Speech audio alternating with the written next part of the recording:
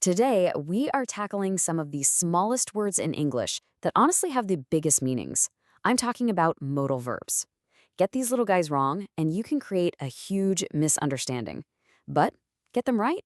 Oh, you'll communicate with amazing precision. So, let's break down how. Okay, let's just jump right in with a puzzle.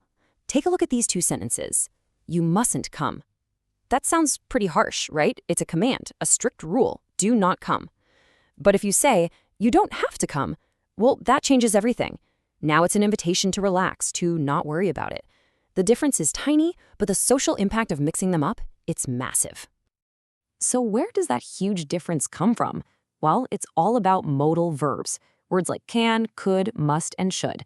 They're what add these crucial layers of meaning to our sentences. Things like ability, permission, how certain we are, you name it. And by the end of this, I promise you're going to be using them with total confidence.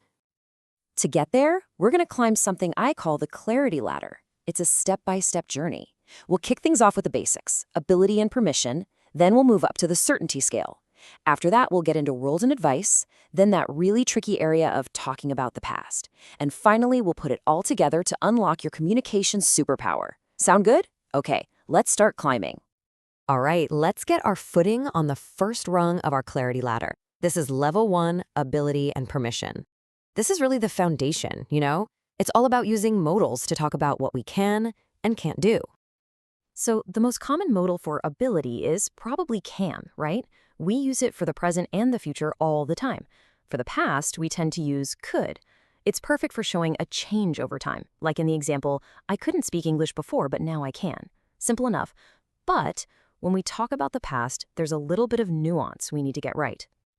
And here is that nuance. Think of couldn't for a general inability, something that was true for a long time, like I couldn't swim when I was a child.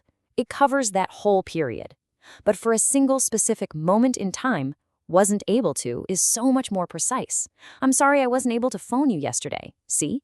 That pinpoints one specific attempt that failed.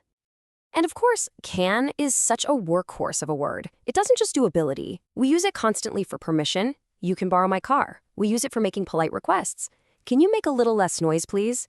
And we even use it to talk about general truths or possibilities in the world. It's an incredibly versatile little word. Okay, we've covered what's possible. Now let's climb up to level 2 of our ladder, the certainty scale. This is where modals get really powerful because they let you show someone exactly how sure you are about something.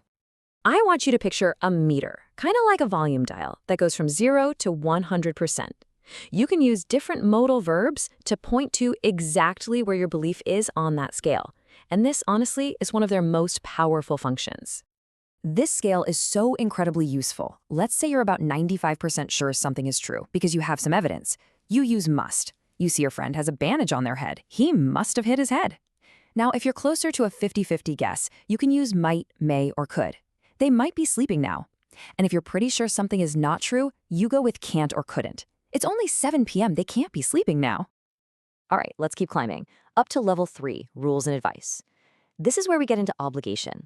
You know, telling people what's necessary, what's forbidden, and what's maybe just a really good idea. So here's another classic point of confusion. Must versus have to. Now, a lot of the time they're interchangeable, but there's a subtle difference. Must often comes from the inside. It's a strong personal feeling or universal truth, like a rule of science. But have to is perfect for an external rule, something that someone else is making you do, a law, a company policy. When I was a nurse, I had to work late shifts. It wasn't my choice, it was the job.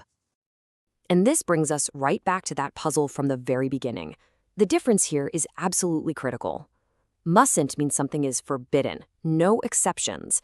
It's a negative command, like a sign at the airport. Luggage must not be left unattended. But don't have to means there is zero obligation. You have a choice.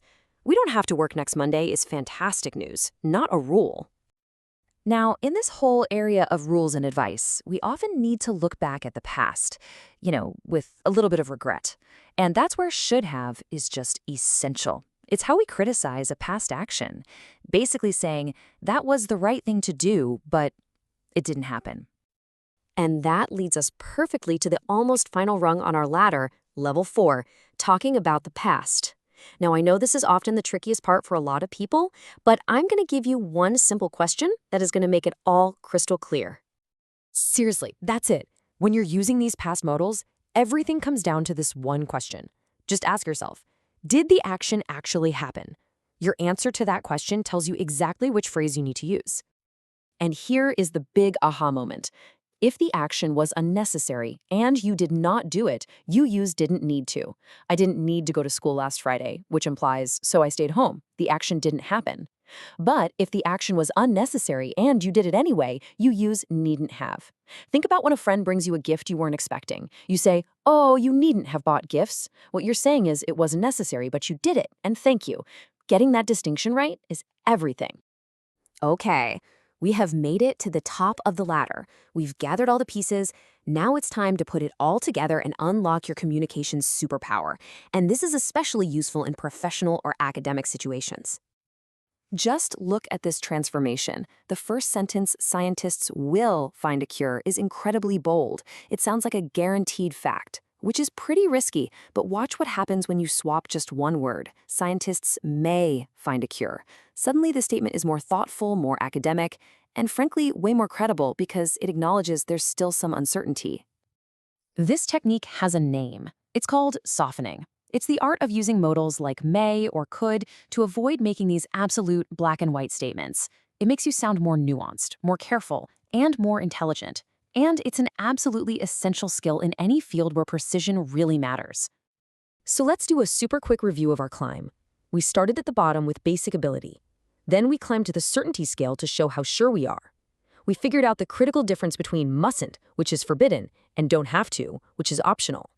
For the past, we learned the magic question, did it actually happen? And at the very top, we unlocked the superpower of softening to communicate with real nuance.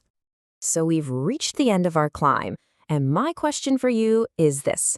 Now that you've climbed the ladder, what is one thing you can say tomorrow, or even later today, with more precision using one of these modal verbs?